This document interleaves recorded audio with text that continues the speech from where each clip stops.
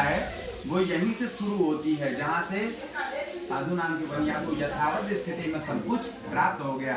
अब बनिया साधु जो थे वो निकलने लगे। कहाँ? जब व्यापार से व्यक्ति धन कमा लेता है तो वो कहाँ जाता है?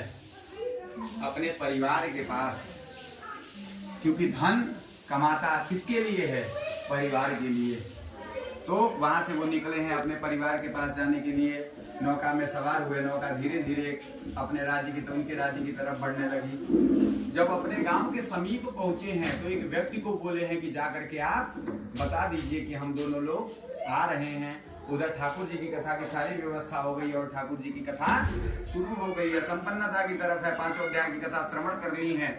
जैसे ही सूचना मिली कि पतिदेव आ चुके हैं, वैसे ही लीलावती मतलब बिटिया माता, दो लोग कथा सुन रही थी तो माता कह रही है कि बेटा आप संपन्न करके प्रसाद लेकर के आओ, मैं चलती हूँ उनकी अगवानी में।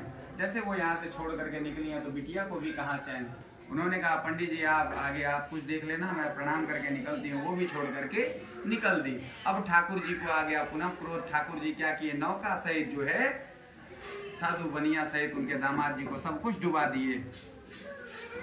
और जब कुछ भी नहीं मिला वहां पहुंचने के बाद तो सब दोनों लोग रुदन करने लगी, रोने लगी, चिल्ला चिल्ला करके भगवान क्या हो गया, ऐसी हमसे कौन सी भूल हो गई, क्या हो गया कि ऐसा सब कुछ हो गया।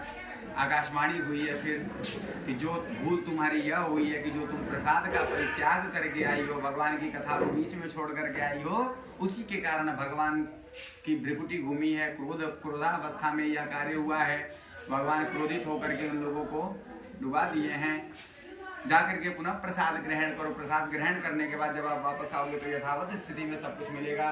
वो वहां से निकलती हैं, भगवान के प्रसाद को ग्रहण करती हैं, भगवान से क्षमा प्रार्थना करती हैं, भस्म इत्यादि लगा करके जब वहां से वहां आती हैं तो पुनः सब कुछ यथावत स्थिति में उनको मिलता है और इस लोक में सुख भोगती ही हैं। अंत में सत्य लोक को प्राप्त होती है। प्रेम से बोलिए वृंदावन बिहारी लाल की, सत्यनारायण भगवान की।